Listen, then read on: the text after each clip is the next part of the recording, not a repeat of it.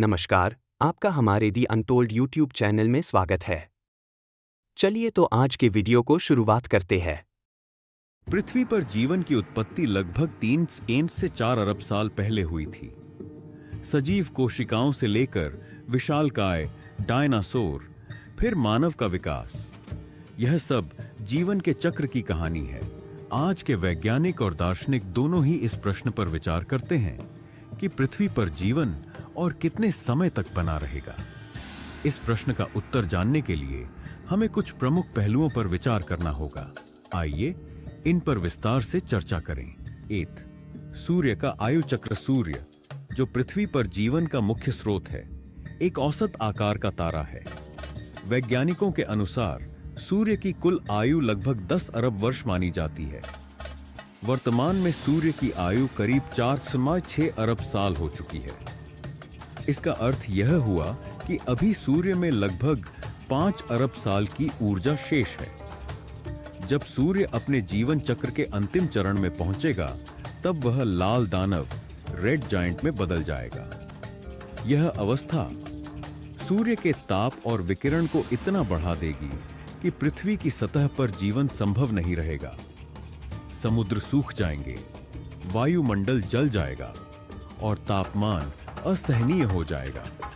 यह घटना लगभग 5 अरब साल बाद घटित होगी। भले ही सूर्य में अरबों साल की ऊर्जा बाकी हो, लेकिन मानवीय गतिविधियों ने जलवायु संतुलन को गंभीर रूप से प्रभावित किया है।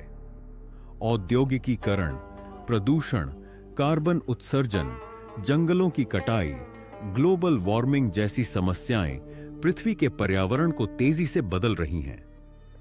पृथ्वी के इतिहास में कई बार विशाल उल्कापिंड गिरे हैं। माना जाता है कि 6-5 करोड़ वर्ष पूर्व एक विशाल उल्कापिंड के गिरने से ही डायनासोर का अंत हो गया था। वैज्ञानिक बताते हैं कि भविष्य में भी ऐसा बड़ा उल्कापिंड टकरा सकता है जिससे पृथ्वी पर जीवन समाप्त हो जाए।